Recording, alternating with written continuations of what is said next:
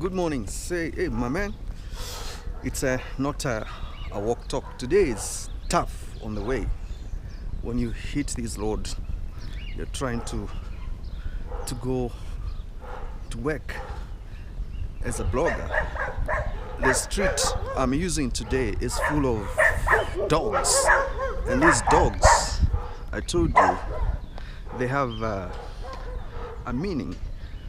Everywhere you walk on these streets, you'll find dogs, and they're very wild. They can even bite you. They're very angry. Their work is to guard that home. The owner instructed those dogs to guard that home, and they cannot leave that position where you see. On the other side, you can hear there's another dog here. It's unseen, but it's hiding somewhere there. It's all barking.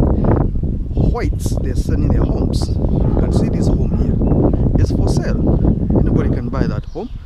If you want to buy it, it will cost you quite a fortune, because when these people are living these homes, it's only black people can now come to buy these homes, and because they don't want to live in white neighborhood, it becomes very difficult to sell a home as a white guy to a black guy. This has made it very difficult, and many families now, they are opting to rent the homes out to the people around, and because the white people too cannot rent home to an area that is dominated somehow by black people, it becomes very difficult to actually know what's happening, the way it's happening. And the reason behind this is a catastrophic apartheid system that was created. It has generated a lot of fear, and many homes now, as the economy crashes and everything comes to a standstill, everybody is wondering what to do next. This has created anxiety, and nobody is any more interested with homes, and they have to sell them. And when they sell these homes, they're selling them at a throwaway price. These homes, they don't own anything in the bank. They have already finished paying the bank. Now they own them fully, so you cannot find bank coming to claim any home. How did they manage to buy these homes? These homes, they are more than 30 years old, meaning they have actually finished paying the mortgage. What is remaining now is to find someone who can buy these homes, and the system requires you put a board, which not many can afford. And because not many people can afford the board, then it becomes almost impossible to buy these homes, because the money that is needed is about some of these homes, they are costing approximately maybe 30,000 to 200,000 US dollars, which is a lot depending on the home structure, the value, asset value. And what determines asset value is the township infrastructure and the GDP. Pros and cons are, it's very unpredictable in this area to know exactly the value of the home, because they are not on the same standards. The yard in meters or in square feet is not the same. It will take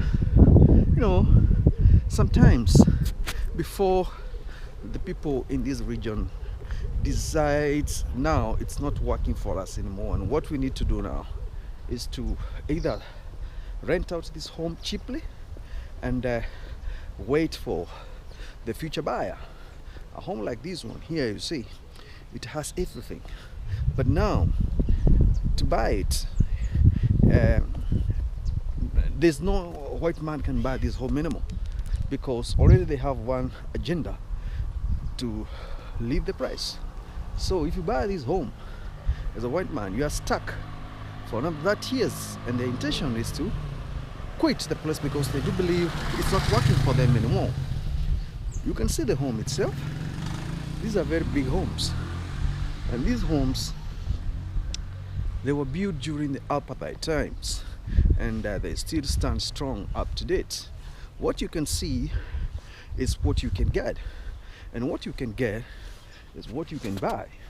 So when I show you these homes, I'm having one agenda in mind, that you understand the home business in this area is very prime, but very few people are willing to spend money, because the only people who can afford that kind of money, they are whites, they're not blacks.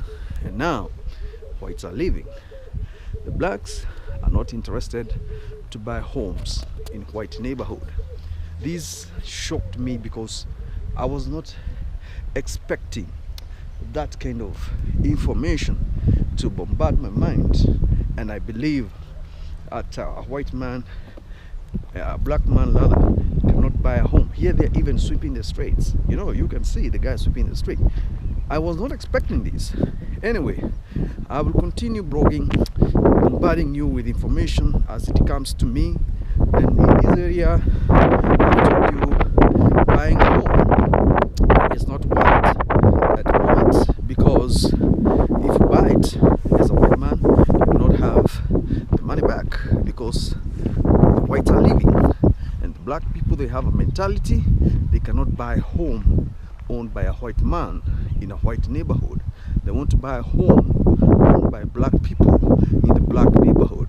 So you can see that divide which is there, and I do believe it will take time before the entire racism mentality is scrapped off the system. Because when these homes were designed, the intention was to exclude certain kind of people in a certain area.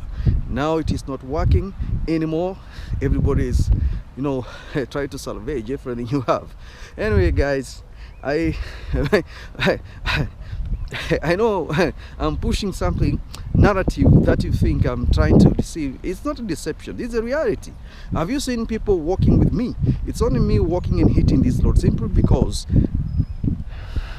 I want to give you information.